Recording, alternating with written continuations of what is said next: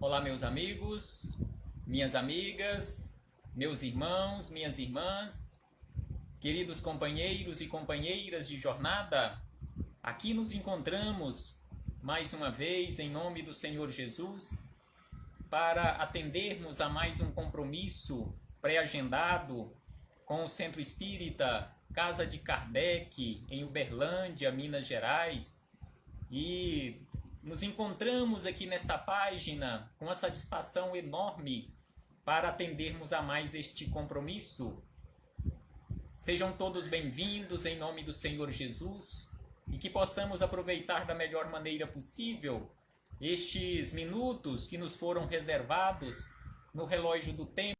Aqui conosco, nesta página virtual, ouviremos uma música para a nossa harmonização. Tivemos um probleminha aqui de comunicação, mas na sequência, após a música, faremos a leitura de uma mensagem e na sequência, após a mensagem, faremos a nossa prece e após a prece, a nossa fala acerca do Evangelho de Jesus. Ouçamos uma música, Fernando Sabino cantará um hino a Emmanuel. Cantam os pássaros das matas, sejam todos bem-vindos. E as estrelas do infinito, correm os rios em cascadas sobre os seus leitos de granito. Cantam o sol, também a lua, cantam a terra, o céu e o mar. Para mim não há maior felicidade em poder também assim cantar. Viva Jesus, nosso Mestre e Senhor. Viva Emmanuel, nosso guia e protetor. Viva Kardec, o codificador do Espiritismo, a doutrina do amor. Este conjunto de beleza que nos encanta e nos seduz, vozes de toda a natureza, sob a regência de Jesus. Esta bendita sinfonia que exemplifica o amor, o universo vibra e canta noite e dia em louvor ao nosso Criador.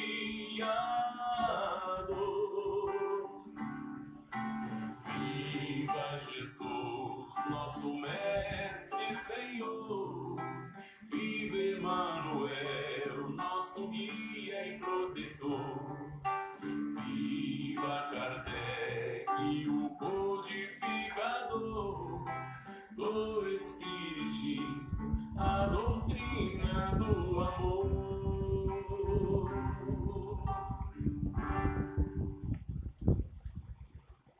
Mais uma vez, sejam todos bem-vindos, bem-vindas, em nome do Senhor Jesus.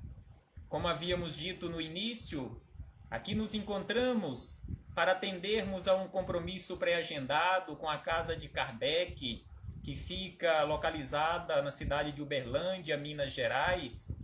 E aqui nos encontramos. E para aqueles que não me conhecem, me chamo Vanildo Soares Siqueira, resido e trabalho na doutrina espírita aqui na cidade de Goiânia, capital do estado de Goiás, e atualmente vinculado ao Centro Espírita Casa do Caminho, aqui em Goiânia. É com a satisfação enorme que aqui nos encontramos para atendermos a este compromisso e agradecemos imensamente pela confiança destes companheiros e companheiras que me fizeram o convite sem nem mesmo me conhecer pessoalmente, me fizeram o convite e aqui nos encontramos para juntos estudarmos o Evangelho do Senhor Jesus à luz da doutrina espírita. E a nossa temática de hoje é exatamente sobre Jesus. Jesus, o carpinteiro da emoção. Então, exatamente sobre Jesus, nesta condição de carpinteiro da emoção, que falaremos hoje.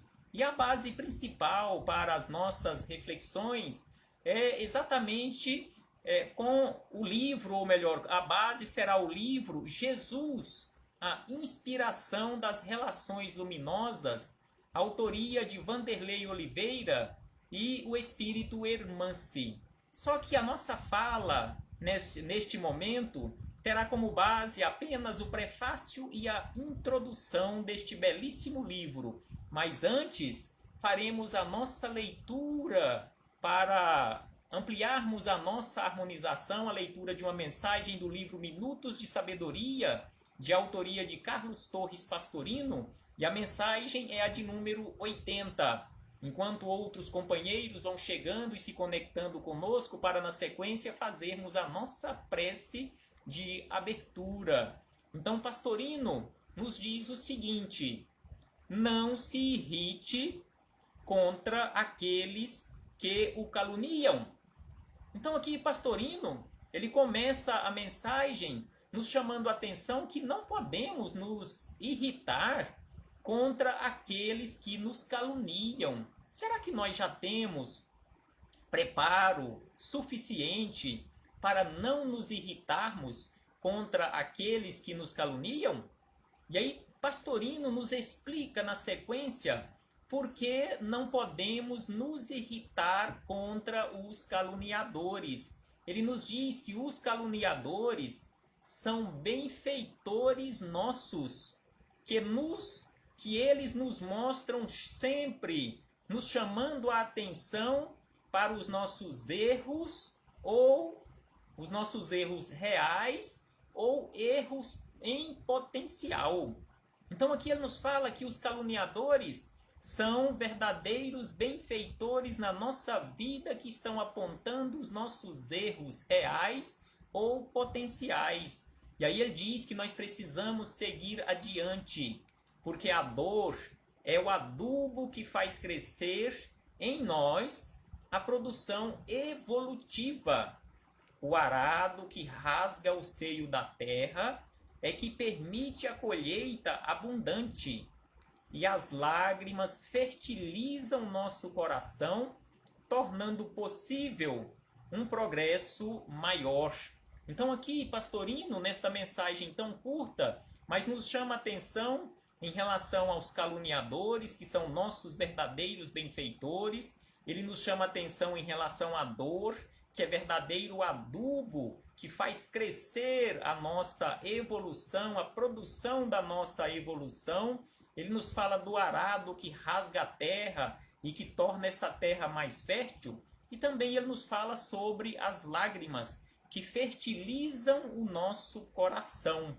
Então, neste momento, meus irmãos, vamos fechar os nossos olhos físicos para ampliarmos a nossa visão espiritual, agradecendo a Deus, nosso Pai de infinita bondade, infinita misericórdia e infinito amor, em especial pela dádiva da vida. Agradecermos a Jesus de Nazaré por esses belíssimos ensinamentos que ele nos deixou de forma exemplificada, conforme nós encontramos em suas biografias. Agradecermos aos espíritos amigos pelo amparo, pela proteção, pela assistência que sempre tem nos dado ao longo da nossa trajetória. E agradecermos a todos os companheiros de jornada que se encontram aqui conosco nesta página virtual, e a todos que terão acesso a estas reflexões por causa dos compartilhamentos que ocorrerão nas páginas das redes sociais. Muito obrigado a todos, e rogamos ao Senhor Jesus o amparo, a proteção, a todos nós, em nossos lares, onde quer que nos encontremos neste momento, que possamos receber o amparo e a proteção.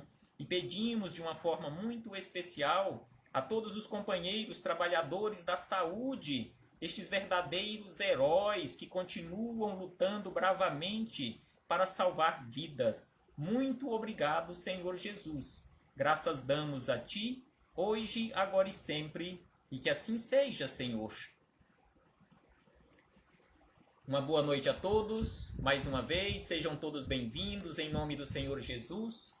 Conforme havíamos dito no início, para aqueles que não me conhecem, me chamo Vanildo Soares, residente aqui em Goiânia, capital do estado de Goiás. Aqui nos encontramos falando diretamente de Goiânia, aqui na página do Facebook do Centro Espírita, Casa de Kardec, em Uberlândia, Minas Gerais. E hoje falaremos acerca de Jesus, o carpinteiro da emoção.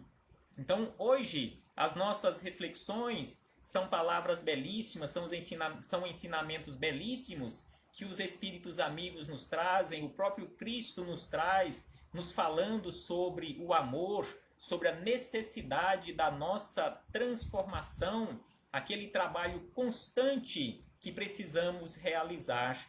E conforme havíamos dito, a nossa fala terá como base principal o livro Jesus, a inspiração das relações luminosas, de Vanderlei Oliveira e o Espírito Hermance.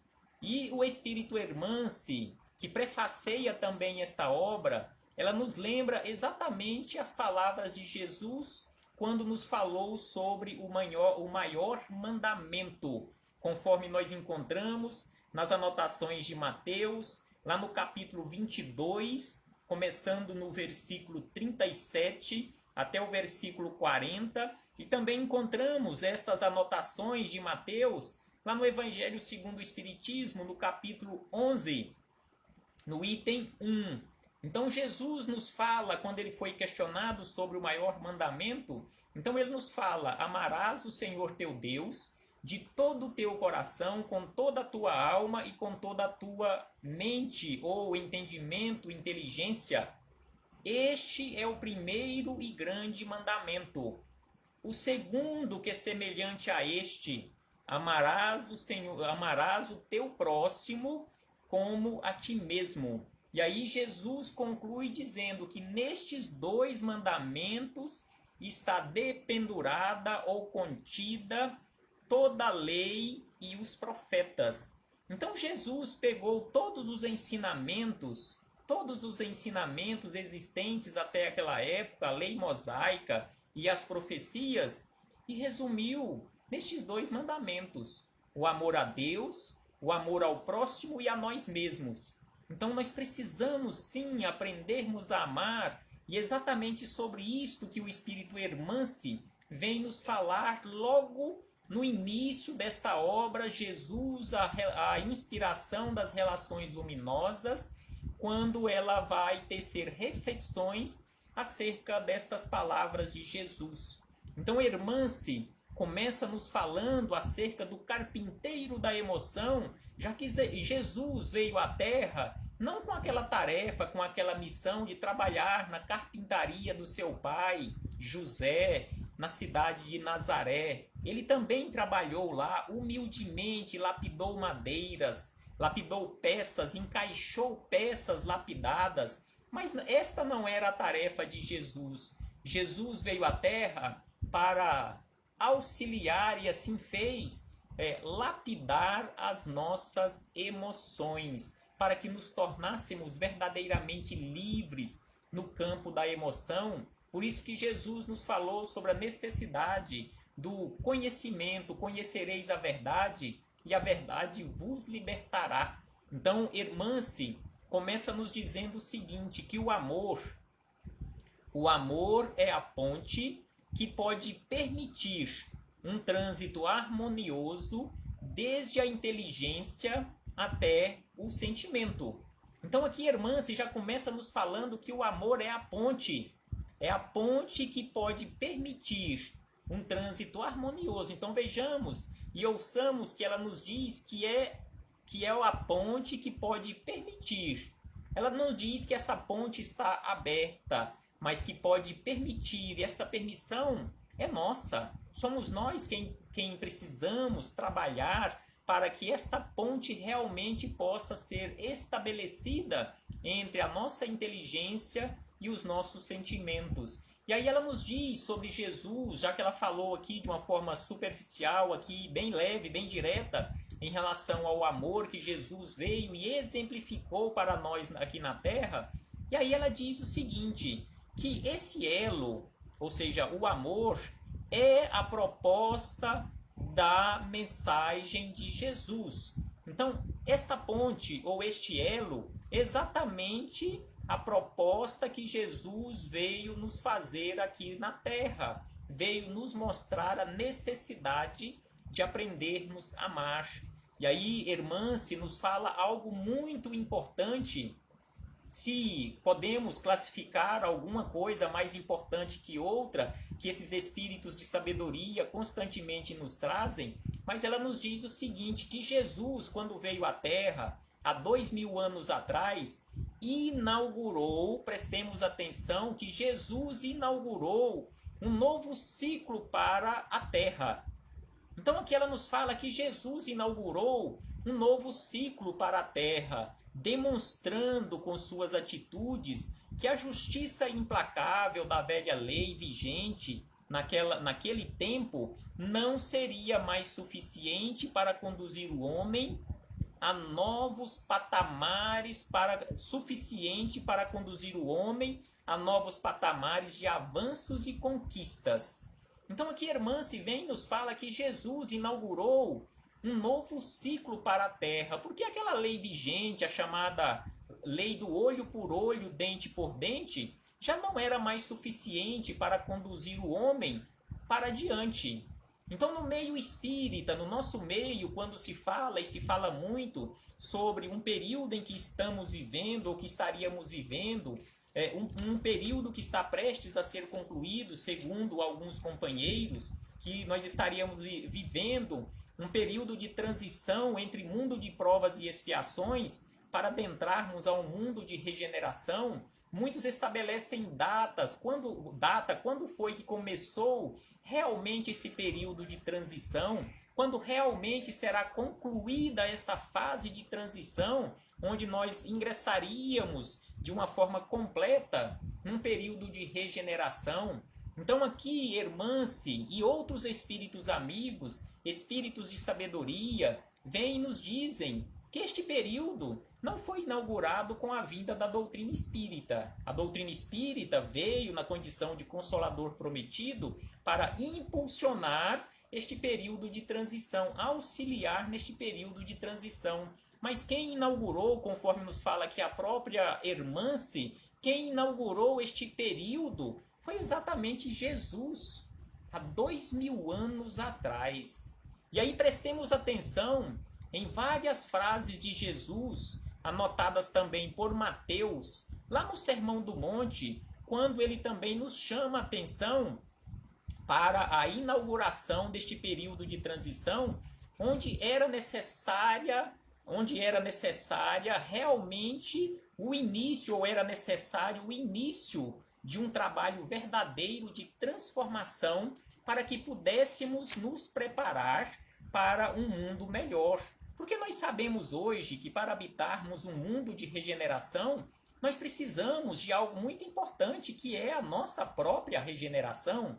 Não basta simplesmente o mundo se transformar, o mundo exterior, o mundo que está à minha volta, o mundo onde eu estou inserido, mas eu preciso, para eu habitar este mundo transformado, eu preciso pelo menos me esforçar para iniciar um processo de transformação. Exatamente o que nós encontramos lá no início do Evangelho segundo o Espiritismo, lá naquela classificação de mundos que Kardec nos traz. Então, lá os espíritos amigos nos falam também sobre isto. E aí, só para destacarmos e ampliarmos as nossas reflexões neste inaugurar deste ciclo que Jesus trouxe para nós aqui na Terra, lá no Sermão do Monte, anotação de Mateus, no capítulo 5, versículo 27 e 28, Jesus nos disse o seguinte: aprendeste o que foi dito aos antigos, não cometereis adultério. E aí Jesus, isto era a lei antiga. E aí Jesus vem e nos diz o seguinte: eu, porém, vos digo que aquele que houver olhado uma mulher com mau desejo para com ela, já em seu coração cometeu adultério.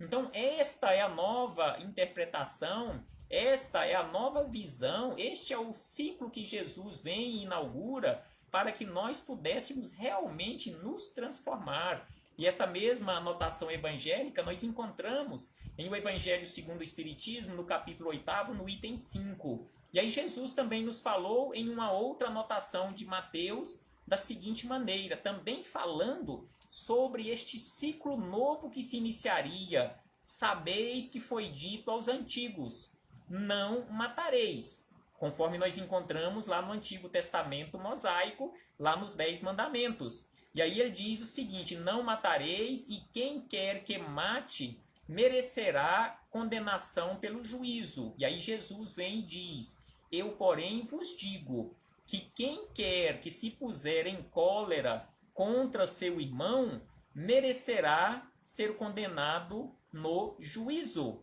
Então aqui Jesus vem e nos fala que não é simplesmente não matar, mas aquele que se encolerizar já terá problemas, principalmente na sua consciência. Isto também nós encontramos em o Evangelho segundo o Espiritismo, no capítulo 9, no item 3. E Jesus também nos lembrou o seguinte sobre este início de um novo ciclo para a Terra, a necessidade da transformação. Aprendestes o que foi dito: amareis o vosso próximo e odiareis os vossos inimigos. Assim era a lei antiga. Aí vem Jesus e nos diz: se você realmente quer ingressar em um mundo transformado, em um mundo melhorado, comece hoje. Para quem sabe daqui 2.000 anos, 3.000 anos, você esteja preparado a ingressar um mundo de regeneração. E aí Jesus vem e nos diz: eu, porém, vos digo, amai os vossos inimigos, fazei o bem ao que vos odeiam e orai pelos que vos perseguem e caluniam. E Jesus segue dizendo sobre essa necessidade de transformação. E essa anotação nós também encontramos em o Evangelho segundo o Espiritismo, no capítulo 12, no item 1. E também neste mesmo item, Jesus nos disse: digo-vos que a vossa justiça, se a vossa justiça não for mais abundante que a dos escribas e dos fariseus, não entrareis no reino dos céus. Então Jesus vem e nos fala mais uma vez sobre a necessidade da transformação. E por último, Jesus também nos disse lá no Sermão do Monte sobre este ciclo novo que se iniciaria naquele momento, ou naquele ponto onde ele se encontrava, e que ele estava aqui na terra para nos auxiliar. E ele nos disse o seguinte: aprendeste que foi dito olho por olho, dente por dente. Assim era a lei antiga, desde lá da antiga Babilônia. E aí Jesus vem e nos diz: eu, porém, vos digo que não resistais ao mal que vos queiram fazer, que se alguém vos bater na face direita, lhe apresenteis também a outra face. Isto nós encontramos também em o Evangelho segundo o Espiritismo, no capítulo 12, no item 7.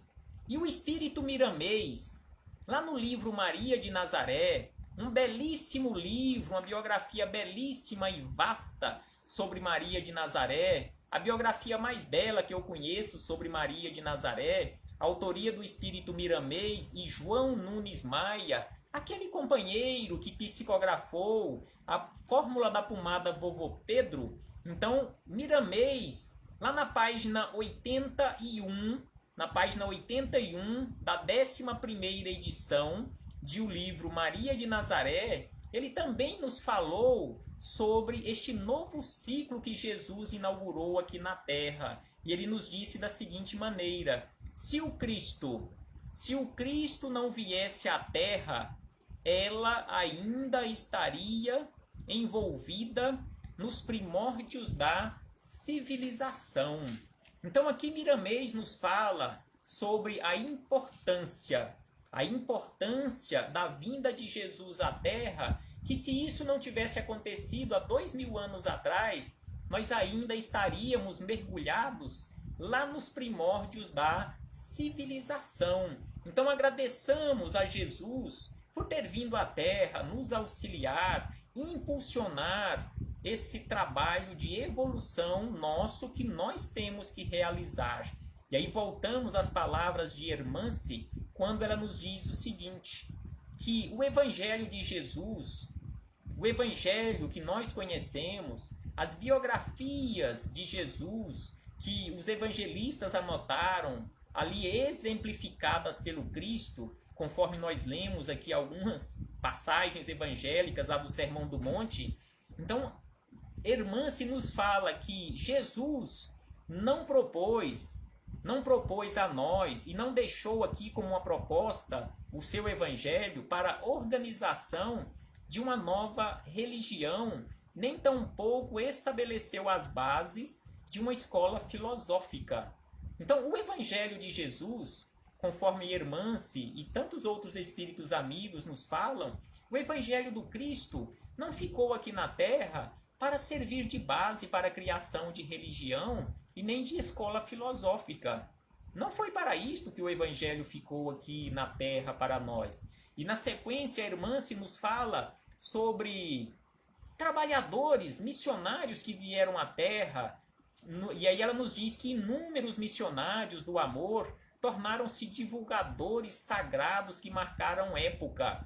Então, vários missionários vieram à Terra antes de Jesus. E aí ela cita Forri, aproximadamente 3.400 anos antes do Cristo, que ele já veio falar sobre Deus aqui na Terra, a pedido e a mando de Jesus. Ela nos fala também sobre o rei Hammurabi, lá na Babilônia antiga, onde ele viveu aproximadamente entre os anos 1810 e 1750 antes do Cristo. Ela também nos fala sobre Moisés, que viveu por volta do ano 1526 até 1406 antes do Cristo. Ela nos fala de Lao Tse, 604 a 517 antes do Cristo. Ela nos fala sobre Buda que viveu por volta de 563 a 483 antes do Cristo, e também ela nos fala sobre Confúcio, 551 a 479 antes do Cristo. E por último, nós lembramos Sócrates, que viveu na Grécia Antiga no ano 470 a 399 antes do Cristo. E muitas palavras de Sócrates nós encontramos lá no início do Evangelho segundo o Espiritismo, como sendo estes precursores do cristianismo ou precursores do espiritismo, Sócrates e Platão. Então, na sequência, Hermance nos diz o seguinte, que dentre estes que ela citou como sendo mensageiros de Jesus, mensageiros dos ensinamentos aqui na Terra, escolhemos ou elegemos o próprio Cristo e seus ensinos como a nossa sublime inspiração. Então aqui ela nos fala que ela escolheu Jesus como a sublime inspiração para ser a base da obra que ela começaria a ditar para Vanderlei Oliveira, ou seja, o livro Jesus, a inspiração das relações luminosas. E na sequência ela nos lembra que o Evangelho, como ela disse anteriormente, que o Evangelho não ficou aqui na Terra para servir de base para a criação de religiões, nem de escola filosófica aqui na Terra, mas que o Evangelho é uma proposta educacional para o amor. Então o Evangelho é esta proposta pedagógica, é esta proposta educacional que Jesus nos deixou para que aprendêssemos na prática, aprendêssemos verdadeiramente a amar. E aí ela nos diz na sequência que seus textos, especialmente em relação aos ensinos do Mestre Nazareno, são reflexões sobre a convivência e seus desafios. É fácil conviver? Sem sombra de dúvida que é bastante complicado esta chamada convivência ou viver com, e com certeza são vários os desafios nesta convivência. E aí ela nos fala que Jesus nos deixou 3 desafios apenas. Vamos colocar entre aspas este apenas, porque ele deixou para nós esses 3 desafios que verdadeiramente são enormes para todos nós, ou para a maioria absoluta de nós que nos encontramos aqui na Terra. Então ele nos diz que são 3 esses desafios que Jesus nos deixou como proposta educacional para o nosso aprendizado nesta seara do amor. O amor a Deus e a sua obra, vivido de coração, alma e entendimento, o amor ao próximo e, igualmente, o amor a nós mesmos. Então são esses 3 desafios, são estas 3 propostas que Jesus nos deixou. O amor a Deus, o amor ao próximo e o amor a nós mesmos. Mas será que é possível nós amarmos a Deus, amarmos ao próximo, se nós não aprendermos a amar a nós mesmos? Exatamente sobre isto que Hermance nos fala na sequência, que uma relação de amor consigo é a garantia mais sólida no desenvolvimento do amor legítimo ao próximo e também a Deus. Então aqui Hermance, ela lembra, até são palavras de Eurípides Barçanufo, esse educador da humanidade também, Eurípides Barçanufo, e aí ela nos lembra que Eurípides realiza um trabalho belíssimo no plano espiritual em um hospital chamado Esperança. E esta história, quem quiser aprofundar nesta história de Eurípides Barçanufo, esse trabalho no mundo espiritual, no Hospital Esperança, leiam o livro Lírios de Esperança. Lá encontraremos, ou vocês encontrarão, fartas informações acerca do trabalho belíssimo de Eurípides Barçanufo no plano espiritual, neste belíssimo Hospital Esperança. E aí ela nos fala que o alto amor é capaz de criar uma vida mais leve e preenchedora de paz. Então aqui ela nos fala que o alto amor é capaz de criar uma vida mais leve. Então é preciso que aprendamos a nos amar.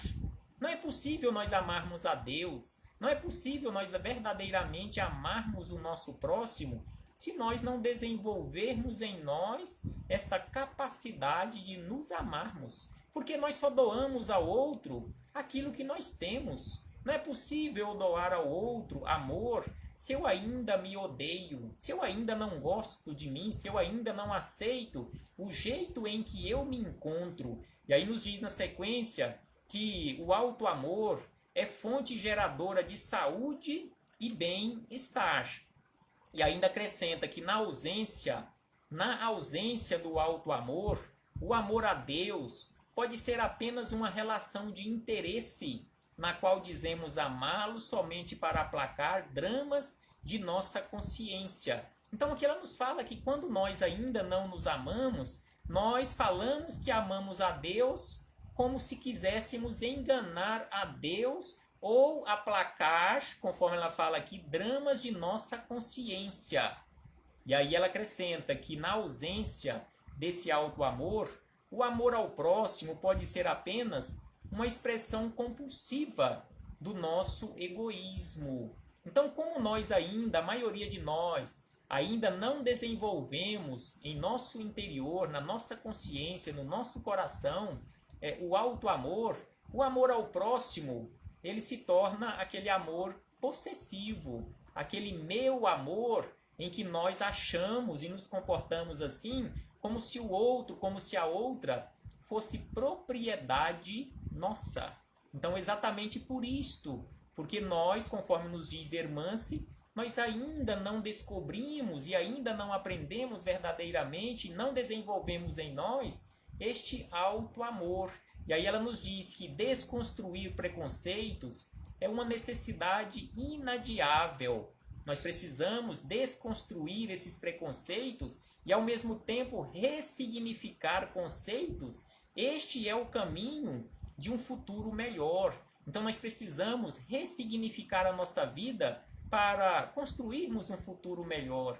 E só existe um momento na nossa vida em que nós podemos fazer isto. Não é no passado nem no futuro, é apenas no presente. apenas o presente, apenas no presente, exatamente por isso tem o nome de presente, porque é um presente de Deus. Apenas no presente nós podemos verdadeiramente trabalhar, preparando o nosso futuro melhor, corrigindo os erros do passado e preparando um futuro de alegria, de felicidade, um futuro ditoso. E aí buscamos mais informações, agora em um livro que não é um livro do meio espírita, não é um livro religioso, mas um livro de um cientista brasileiro que estuda a mente humana, mas que também estuda o Evangelho de Jesus. Conforme ele mesmo diz, ele se intitula como sendo o maior ateu que já pisou a terra. Mas que um dia, por necessidades próprias, ele começou a estudar o Evangelho do Cristo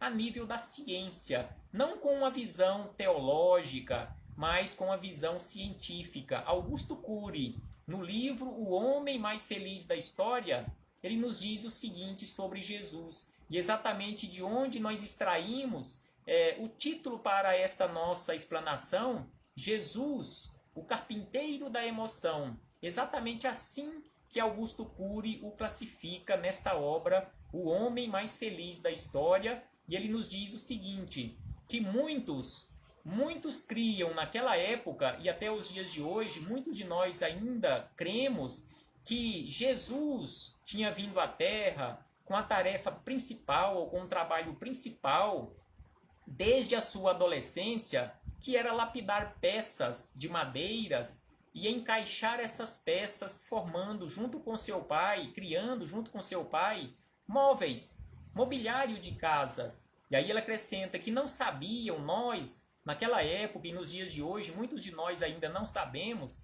que o principal ofício de Jesus não era esse, não era trabalhar com madeira, mas sim ser o carpinteiro da emoção. Porque dia e noite, conforme nos diz Augusto Cury, dia e noite, Jesus entalhava a mente humana. E qual era o objetivo? Qual o objetivo de Jesus quando ele trabalhava constantemente a mente humana, conforme nos diz Augusto Cury, com um olhar científico? O objetivo era exatamente construir ferramentas para o ser humano ser verdadeiramente livre no campo da emoção. Sua especialidade, aqui nos diz Augusto Cury, que a especialidade de Jesus, assim como nos falou Hermance, como lemos e refletimos agora há pouco, que a especialidade de Jesus não era ensinar uma religião, apesar de que Jesus, e felizmente Jesus nos ensinou a mais bela e única religião que ele nos deixou, que é a religião do amor, mas não a religião como nós a pregamos ou como nós a praticamos, conforme nos diz aqui Augusto Cury, que sua especialidade, ou seja, a especialidade de Jesus, não era ensinar uma religião, mas ensinar o ser humano pensar. Então Jesus ensinava constantemente e continua nos ensinando a pensar. Exatamente por isso que em muitas passagens evangélicas, inclusive naquela passagem evangélica da mulher adúltera, Jesus nos fala: vá e reescreva a sua história, vá e não peques mais, vá e seja uma pessoa diferente, vá e mude de atitude. Então, quando Jesus falou aquelas frases, vá e não peques mais, Jesus estava nos falando tudo isto. Vá e reescreva a sua história, vá e seja uma pessoa diferente, mude de vida, porque senão coisas muito piores irão te acontecer em um futuro bem próximo.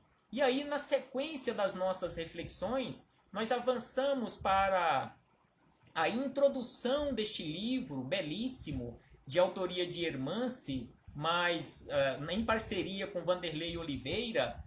E aí a introdução é do espírito Maria Modesto Cravo. E Maria Modesto Cravo nos fala sobre um belíssimo curso que é ministrado por Eurípides Barçanufo no Hospital Esperança.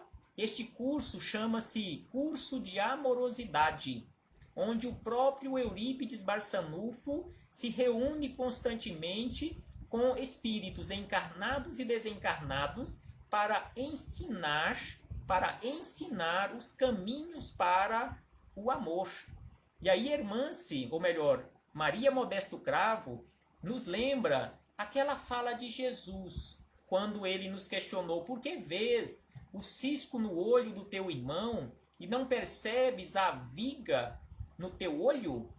Então por que que nós ainda enxergamos tanto o defeito dos outros e não enxergamos os nossos próprios defeitos? Exatamente pelo fato de nós ainda não termos desenvolvidos em nós esta belíssima ferramenta chamada auto-amor, ou amorosidade, que Eurípides Barçanufo nos ensina, conforme relata aqui Maria Modesto Cravo. E aí ela começa nos dizendo o seguinte, que essa amorosidade não é uma conquista somente da vontade, mas também da atitude.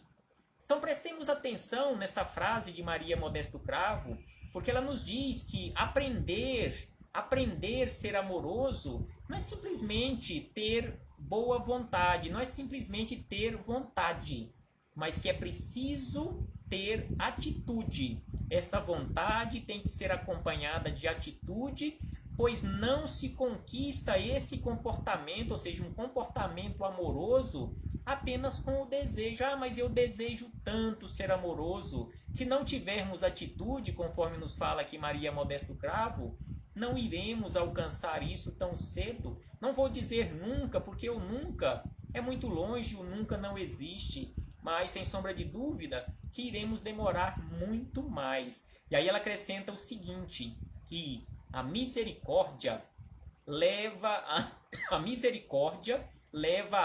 amorosidade.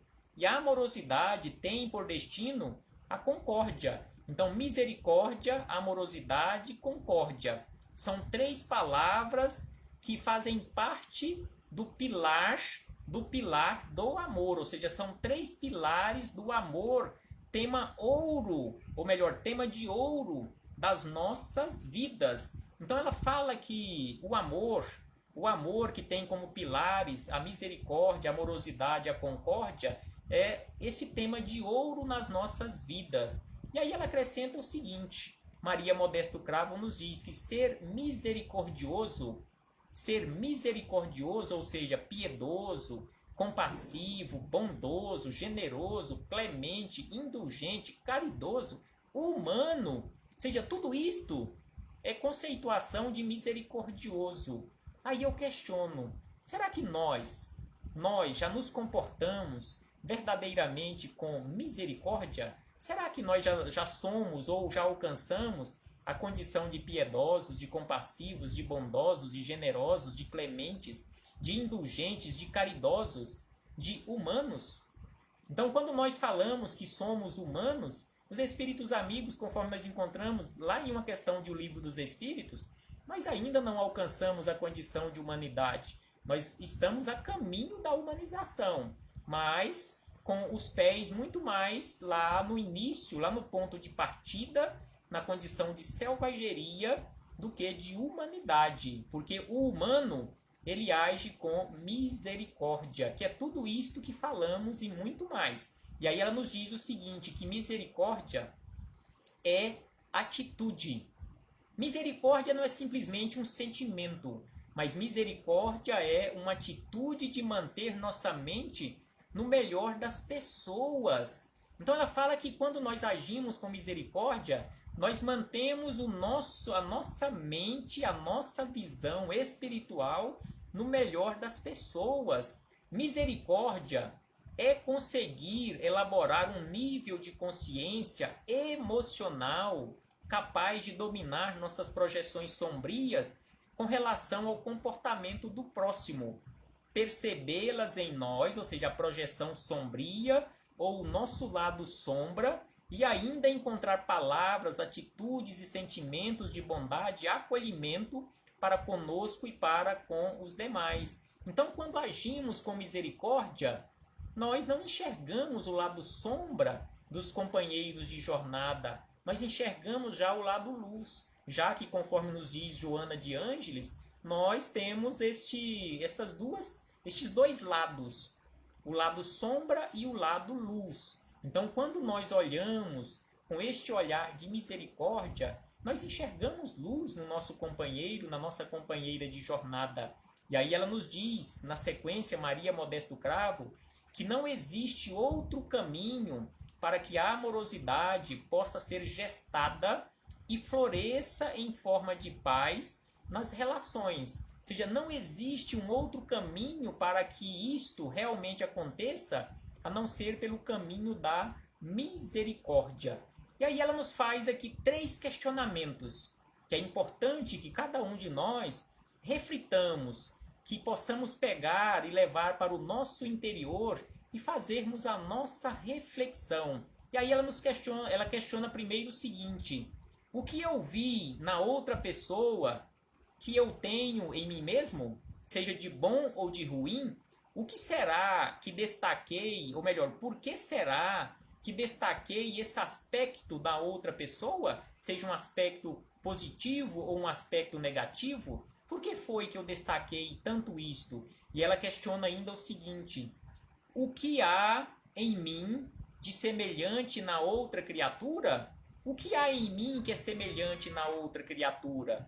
E aí ela acrescenta o seguinte, que é mais fácil, e sem sombra de dúvida é muito mais fácil, que é mais fácil e menos penoso percebê-la, ou seja, perceber o lado sombra nas outras pessoas ou em outra pessoa, do que em nós mesmos. É muito mais fácil e muito menos penoso nós enxergarmos e apontarmos os defeitos dos outros, que nós achamos, que nós julgamos que é simplesmente o defeito do outro, que é o lado sombra do outro. Mas aí ela nos diz que aquilo que verificamos no outro não é apenas projeção da nossa própria sombra pessoal. O que vemos é real, pois o outro também possui o que estamos percebendo. Então ela fala que o outro, nós enxergamos o lado sombra nele, e ele até ainda carrega aquele lado sombra, mas que isto também é nosso.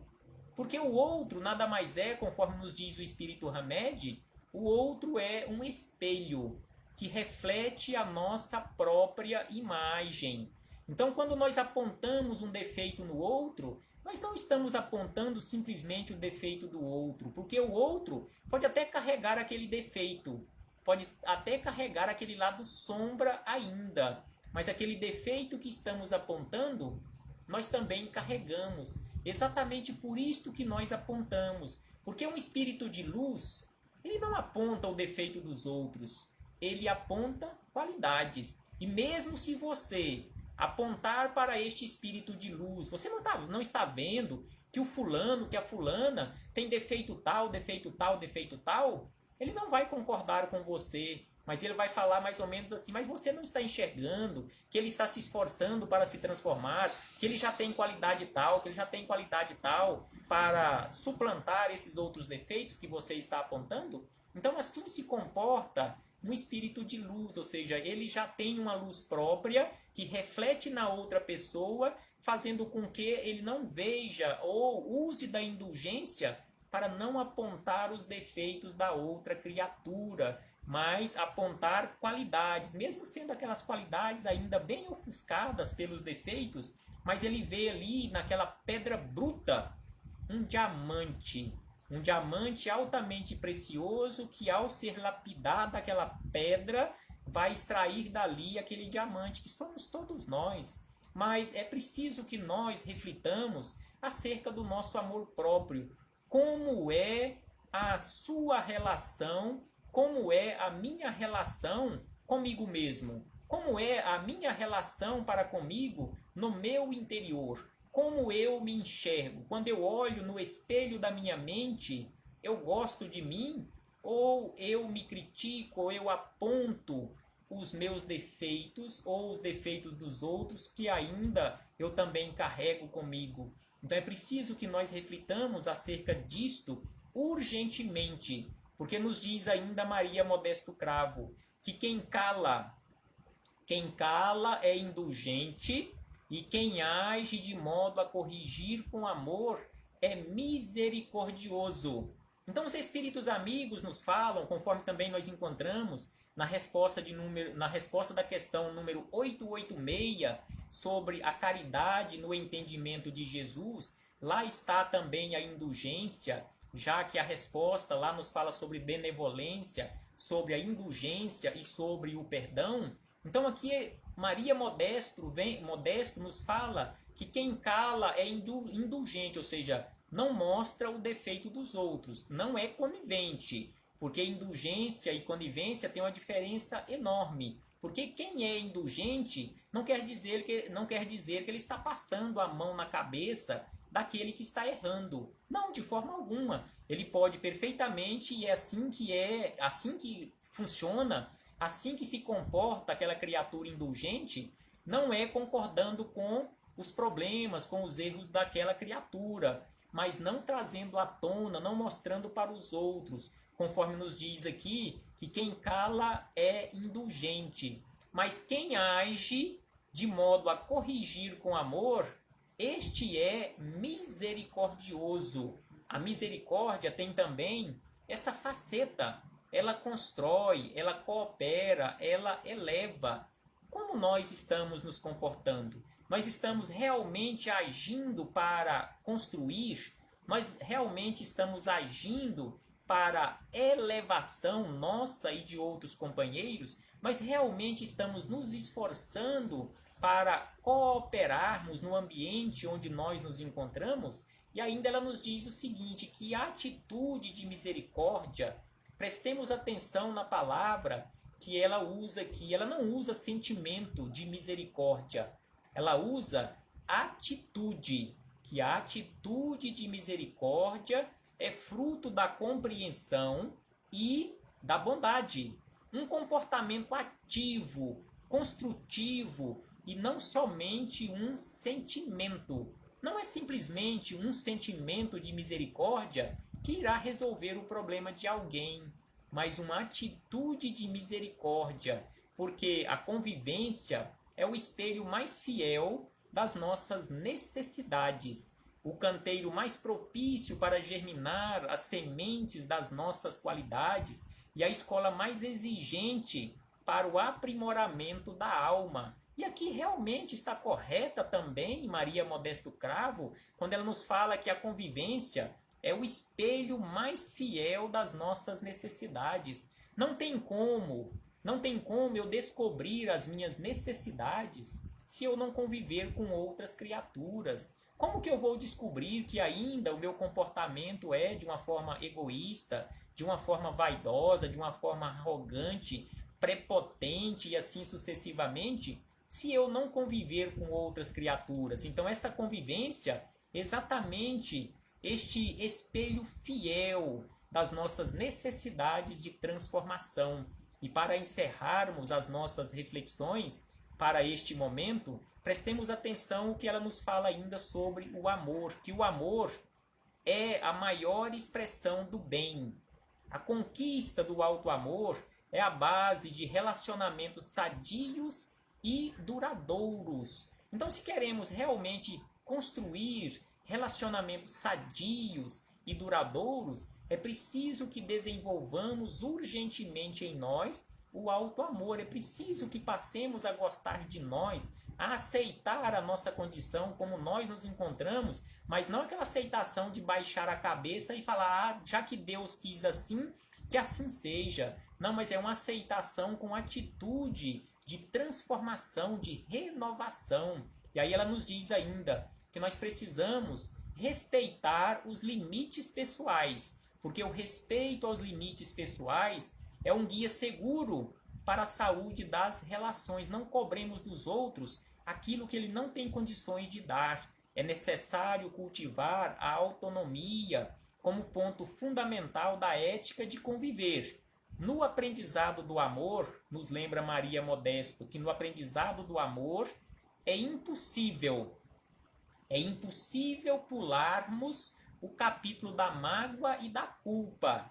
Então, para construirmos e alcançarmos a autonomia neste processo de amar a nós mesmos, de amar aos outros, é impossível nós pularmos o capítulo da mágoa, ou seja, é impossível nós não nos magoarmos em determinados momentos, não magoar outras pessoas e também não nos sentirmos culpados ou os outros nos culparem por alguma coisa. E aí ela nos diz ainda que você trata intimamente os outros como trata a si mesmo. Então é por isto que precisamos aprender urgentemente a nos amar. É preciso desenvolver, é preciso construir em nós o auto-amor, porque assim nós teremos condições de realmente tratar as outras pessoas como nós tratamos a nós mesmos, ou seja, com amor.